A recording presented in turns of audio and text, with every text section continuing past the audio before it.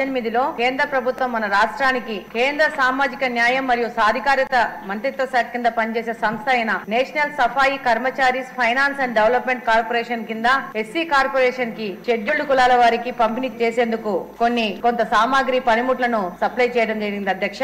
ఇందులో భాగంగా tractors, electronic autos, mechanised drainage cleaning machines, అలాగనే ట్రాక్టర్స్ ఇవి సప్లై చేయడం జరిగింది అధ్యక్ష. ఇవి ఆ రోజు మన రాష్ట్రానికి వస్తే అందులో భాగంగా కడప జిల్లాకు 165 electronic autos, 62 tractors, 50 mechanised drainage cleaning machines వచ్చాయి అధ్యక్ష. అందులో 90 పవర్ ఆటోలు డిస్ట్రిబ్యూట్ చేశారు అధ్యక్ష. అలాగనే mechanised drainage cleaning machines 50 distribute చేశారు అధ్యక్ష. అలాగనే ట్రాక్టర్స్ 50 గాను 42 డిస్ట్రిబ్యూట్ చేశారు అధ్యక్ష. ఇంకా బ్యాలెన్స్ మిగిలిన సామాగ్రి మొత్తము 16 మెకనైజ్డ్ డ్రైనేజ్ క్లీనింగ్ మిషన్స్, అలాగనే పవర్ ఆటోస్ 90, అలాగనే ట్రాక్టర్స్ దాదాపు 16. దీని వాల్యూ దాదాపు 20 కోట్లు అధ్యక్ష.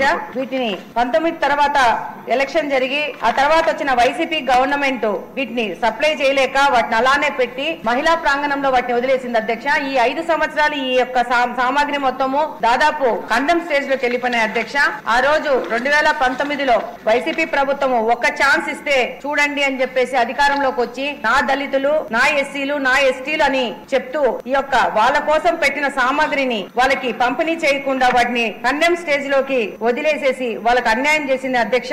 ఇందుకు గాను ఎలక్షన్ ముందు గాని ఎలక్షన్ తర్వాత గాని కలెక్టర్ గారి దృష్టికి తీసుకుపోవడం జరిగింది. దాని ద్వారా తెలుగుదేశం పార్టీ అధ్యక్షుల ఆధ్వర్యంలో శ్రీనివాస్ రెడ్డి గారి ఆధ్వర్యంలో కడపలోని మహిళా ప్రాంగణంలో ఉన్న ఈ యొక్క మిషన్స్ అన్నింటినీ ప్రత్యక్షంగా కలెక్టర్ గారిని తీసుకుపోయేసి అది చూపించడం జరిగింది. దాదాపు 20 కోట్ల యొక్క ప్రభుత్వ ధనము వృధా అయిపోయింది అధ్యక్ష. ఇది ఒక కడపలోనే అయితే మొత్తం రాష్ట్రం మొత్తం ఎన్ని వందల కోట్ల ధనము వృధా అయిందో తెలియని పరిస్థితిలో ఉంది అధ్యక్ష. ఇది ఎస్సీ ఎస్టీలకు ఆ రోజు వైసీపీ ప్రభుత్వం చేసిన అన్యాయం అధ్యక్ష. ఇది గ్రౌండ్ రియాలిటీలో చూస్తే నా దళితులు, నా ఎస్సీలు, నా ఎస్టీలు అనుకున్న ప్రతిపక్ష పార్టీలోని నాయకుడు వాళ్ళకి చేరాల్సిన సామాగ్రిని, వాళ్ళకి ఆర్థికంగా స్వావలంబన చేయాల్సిన సామాగ్రిని వాళ్ళకి సప్లై చేయకుండా వాళ్ళకి తీవ్ర అన్యాయం చేశారు అధ్యక్ష. ఈ రోజు చివరిగా మిమ్మల్ని ద్వారా కోరేది ఏంటంటే అధ్యక్ష, ఈ యొక్క 100 కోట్ల విలువైన సామాగ్రి ఎవరి బాధ్యతారహితం వల్ల ఇలా కండెమ్ స్టేజ్ కి వెళ్ళిపోయిందో దాన్ని ఎవరిని బాధ్యులు చేయాలా, దాని మీద విచారణ చేయాల్సిన దాని గురించి తప్పకుండా